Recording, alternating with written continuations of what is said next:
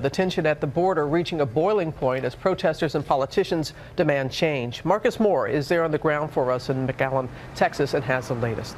Good morning, Marcus. Well, Robin, good morning to you. I'm just outside the Border Patrol's busiest processing center in the region, and over the weekend we were allowed to go inside to look at the operation where more than 1,000 people are being held. This place, along with several others, the focus of growing protests.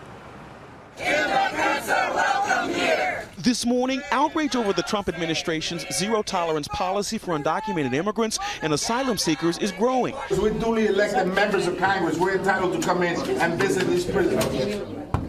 From New Jersey, where 7 congressmen demanded entry into this detention center. Today, Father's Day, we spoke to fathers whose children have been ripped from their arms, who have no idea when or if they will see their children again. The people united will never be divided. To the U.S.-Mexico border, protesters marching by the hundreds outside a facility near El Paso.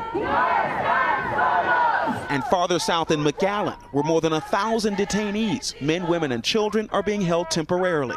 In these images released by the Department of Homeland Security, you can see the sprawling array of fenced-in cells and bare floors. I just don't think that this should be happening, and something has to be done. Amidst the furor over increased border enforcement and, in some cases, family separations. There is no policy to separate family. The zero-tolerance policy is intended to deter people from breaking the law. Adults, if they are accompanied by a child, that child is temporarily separated from them as they go through a judicial process. And former Trump chief strategist Steve Bannon pushing the White House agenda on this week. The morality is the law. They're criminals when they come across, okay, illegally, and that's why they're getting separated. Yet this morning, the voices of dissent not wavering outside these walls or on social media. Singer John Legend responding to a Father's Day tweet by House Speaker Paul Ryan, writing, "Reunite the families at the border, and we can talk about Father's Day." This morning, thousands remain in custody, including the most innocent, the children caught in the middle of an adult fight.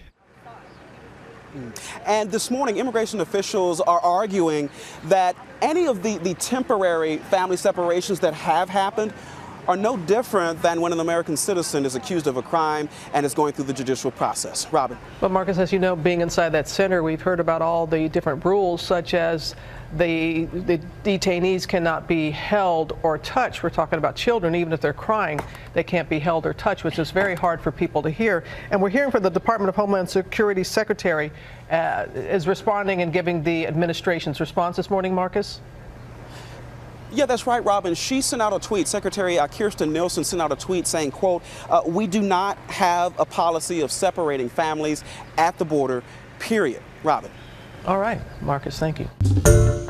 Hi, everyone. George Stephanopoulos here. Thanks for checking out the ABC News YouTube channel. If you'd like to get more videos, show highlights, and watch live event coverage, click on the right over here to subscribe to our channel. And don't forget to download the ABC News app for breaking news alerts. Thanks for watching.